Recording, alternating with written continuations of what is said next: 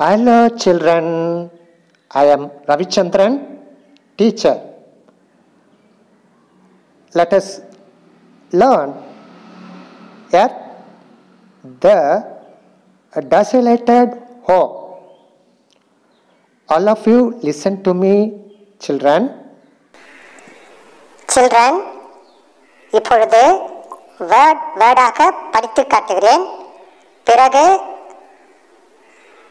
பத்தியாக அதாவது சென்டென்ஸாக படித்து காட்டுகிறேன். பிறகு அதற்குண்டான பொருளும் சொல்கிறேன். எல்லோரும் நன்றாக கவனிப்பீர்களா? Okay. Let us learn. At the desolated home. It was the year 2068. Humans had destroyed the earth and started colonizing the red planet, Mars. India established 3 colonies. Ariyumati's family lived in one such colony. On her birthday, her grandfather traveled more than 1,500 kilometers to meet her. When he reached, he saw her sleeping in her capsule. Children, இப்பொழுது நான் மறுபடியும் சொல்கிறேன். நீங்கள் பின்னாடியே சொல்லி வாருங்கள். Let us learn. At the desolated home. It was the year 2068. Humans had destroyed the earth and started colonizing the red planet, Mars. India established 3 colonies. Ariyumati's family lived in one such colony. On her birthday, her grandfather traveled more than 1,500 kilometers to meet her. When he reached, he saw her sleeping in her capsule. Children, இப்பொழுது சென்டென்ஸாக படித்து காட்டுகிறேன். நீங்கள் அனைவரும் அந்த word மேலே கை வைத்துக்கிட்டே வாங்க. Let us learn. At the desolated home. It was the year 2068. Humans had destroyed the earth and started colonizing the red planet Mars. India established 3 colonies. Ariyumati's family lived in one such colony. On her birthday, her grandfather traveled more than 1,500 kilometers to meet her. When he reached, he saw her sleeping in her capsule. Children, இப்பொழுது படித்து அதற்கு பொருள் சொல்கிறேன். அனைவரும் உன்னிப்பாக விரல் வைத்து நன்றாக கவனியுங்கள். It was the year 2068. Humans had destroyed the earth and started colonizing the red planet Mars. அது 2068 ஆண்டு. மனிதர்கள் புவியை அழித்து விட்டார்கள். சிவப்பு கோளாகிய செவ்வாயில் தங்கள் குடியிருப்பை அமைத்துக் கொண்டிருக்கிறார்கள். India established 3 colonies. Arivumati's family lived in one such colony.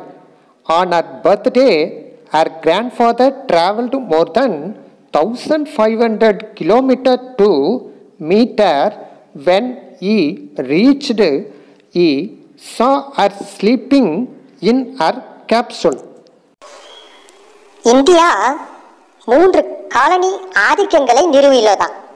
அறிவுமதியின் குடும்பம் இத்தகைய ஒரு குடியேற்ற பகுதியில் உள்ளதாம். அவளது பிறந்த நாளின் போது அவளது தாத்தா 1500 கிலோமீட்டருக்கு மேல் பயணம் செய்து அவளை சந்தித்தாராம். அவர் அங்கு வந்தபோது அவள் தனது உருளை வடிவ குழல் படுக்கையில தூங்கிக் கொண்டிருந்தாளாம். Children, next paragraph. இப்பொழுது அதை நான் வேர்டாக படிக்கிறேன். படிக்கும்போதே நான் வார்த்தை சொல்கிற பொழுது நீங்களும் பின்னாடியே சொல்லிக்கிட்டு வாங்க. He said, wake up, Arivu. Arivumati was surprised. Grandpa, when did you come? I was thinking that you won't be coming for my birthday. He said, don't you know about the dust storm of Mars? Sometimes it even lasts for a month, but this time it did not. So I am on time. It still took me 3 sols to reach here. Now come on, let's not waste time. We will go to harvest the vegetarian app for vegetables. Children, இப்போது சென்டென்ஸாக படித்து அதற்கு பொருள் சொல்கிறேன்.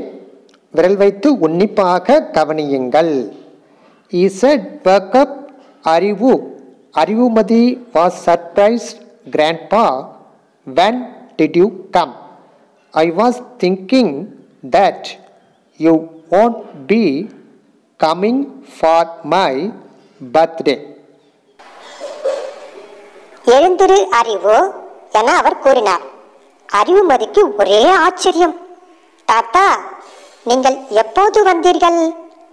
நீங்கள் என் பிறந்த நாளுக்கு வரமாட்டீர்கள் என்று நினைத்துக் கொண்டிருந்தேன்.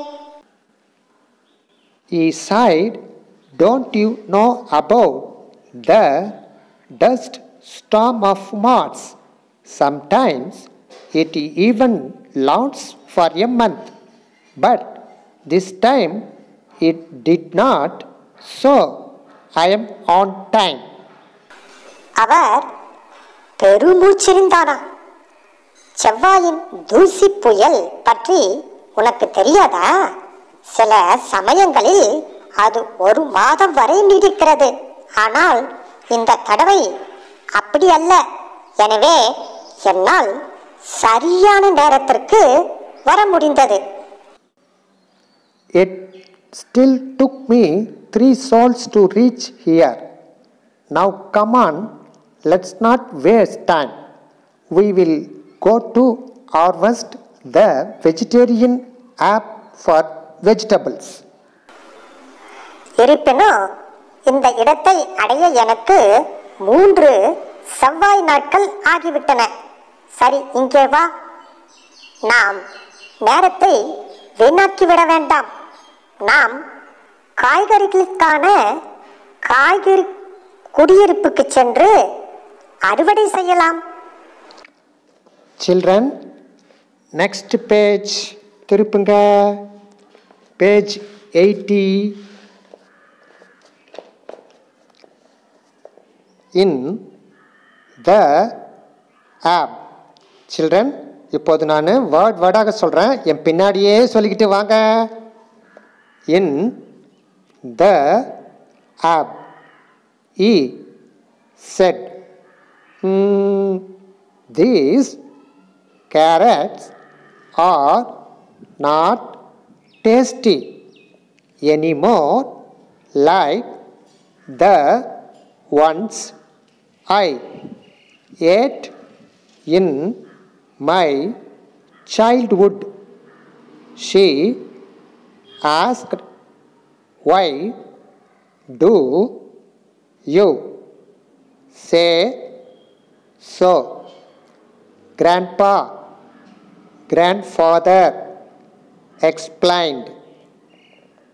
The vegetables we grow here do not taste like the ones on the earth. I really wish you had tasted the carrots from the earth. Arivu asked eagerly, how did they grow the crops and vegetables on the earth? Children, இப்பொழுது சென்டென்ஸாக படித்து உங்களுக்கு தமிழிலும் பொருள் கூறுகிறேன். நன்றாக விரல் வைத்து உன்னிப்பாக கவனியுங்கள். In the app he said, these carrots are not tasty anymore like the ones I ate in my childhood. She asked, why do you say so, Grandpa? Grandpa explained, the vegetables we grow here do not taste like the ones on the earth. அந்த குடியிருப்பில் அவர் கூறினாராம், இந்த கேரட்டுகள் நான் சிறு வயதில் சாப்பிட்ட carrot போல் அவ்வளவாக சுவையாக இல்லை. அதற்கு அவள், நீங்கள் ஏன் இவ்வாறு சொல்கிறீர்கள் தாத்தா என கேட்டாளாம். அதற்கு தாத்தா விளக்கம் அளித்தாராம், இங்கு நாம் வளர்க்கும் காய்கறிகள் புவியில் உள்ளவை போல சுவையாக இருப்பதில்லை. I really wish you had tasted the carrots from the earth. Arivu asked eagerly, how did they grow the crops and vegetables on the earth? நீ புவியில் விளைந்த கேரட்டுகளை சுவைத்து பார்த்திருக்க வேண்டும் என நான் ஆசைப்படுகிறேன். அவர்கள் புவியியல் எவ்வாறு பயிர்களையும் காய்கறிகளையும் விளைவித்தார்கள் என்று அறிவு ஆவலுடன் கேட்டாள். சில்ட்ரன், நெக்ஸ்ட் பேராகிராஃப் வேர்டாக படிக்கிறேன். புத்தகத்தின் அந்த வார்த்தைகள் மீது கை வைத்து கொண்டே நன்றாக கவனித்து நான் சொல்கிற பொழுதே பின்னாடியே சொல்லிக்கிட்டே வாங்க.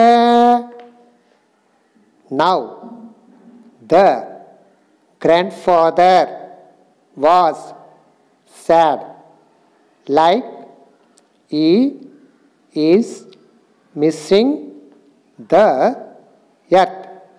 He said the earth had fertile soil, so the fruits and vegetables grown were healthy and tasty. She asked, but I learned that humans used chemical fertilizers and polluted the soil. Here we get unpolluted food and water.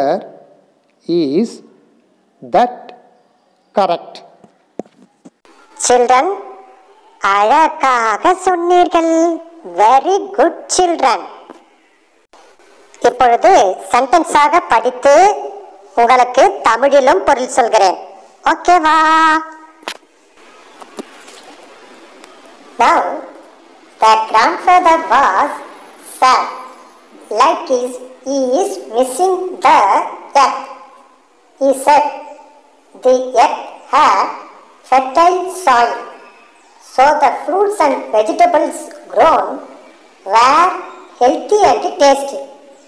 She asked, but I learned that humans used chemical fertilizers and polluted the soil. Here we get unpolluted food and water. Is that correct? Children, புவியை விட்டு வந்துவிட்டோமே என்ற கவலையில் தாத்தா பேசினாராம். புவியில் வளமிக்க மண் இருந்தது. எனவே அங்குள்ள கனிகளும் காய்கறிகளும் ஆரோக்கியமாகவும் சுவையாகவும் இருந்தன.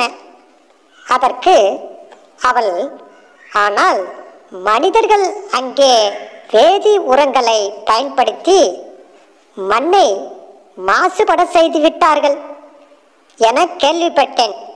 இது சரிதானா? சில்ட்ரன், நெக்ஸ்ட் பேராகிராஃப் போயிடலாம். வேர்டாக படிக்கிறேன். நீங்கள் வேர்ட் மேலே விரல் வைத்து அழகாக உன்னிப்பாக கவனித்து கொண்டே நான் சொல்கிற பொழுது பின்னாடியே சொல்லிட்டு வாங்க. Grandfather laughed. Already I told you these fruits, vegetables and water are not the same as in the earth. They are not real. Arivu exclaimed.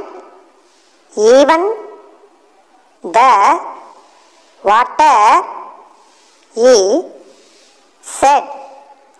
Of course, in Mars we get water from burning fuels. On the earth we used to get water from rain. It was natural and it was free. She said Grandpa, enough of your stories about the earth. I know that life there was easy, but yet survival is very difficult. He replied, yes, my dear, adapting to Mars is difficult. Today we are fighting for things which we got easily. Children, இப்பொழுது சென்டென்ஸாக படித்து அதற்கு தமிழிலும் பொருள் சொல்கிறேன். உன்னிப்பாக விரல் வைத்து வாருங்கள். Grandfather laughed. Already I told you. These fruits, vegetables and water are not the same as in the earth. They are not real. Arivu exclaimed. Even the water, he said. Of course, in Mars we get water from burning fuels. On the earth we used to get water from rain. It was natural and it was free. She said, Grandpa, enough of your stories about the early. He replied, yes, my dear, adapting to Mars is difficult. Today we are fighting for things which we got easily. தாத்தா சிரித்தாரா. ஏற்கனவே நான் உனக்கு கூறியிருக்கிறேன், இங்குள்ள காய்கறிகள், கனிகள், தண்ணீர் ஆகியவை புவியில் உள்ளது போல் இல்லை. இவை உண்மையானவை அல்ல. உடனே அறிவு, தண்ணீரும் கூட அப்படித்தானா என அதிசயித்தாள். அதற்கு தாத்தா பதில் கூறினார், நிச்சயமாக. இங்கு செவ்வாய்க்கோளில் நாம் எரிபொருட்களை எரித்து தண்ணீர் பெறுகிறோம். ஆனால் புவியில் நாங்கள் மழையிலிருந்து தண்ணீர் பெறுவது வழக்கம். அது இயற்கையானது, இலவசமானதும் கூட. தாத்தா, புவியை பற்றிய உங்கள் கதை போதும்.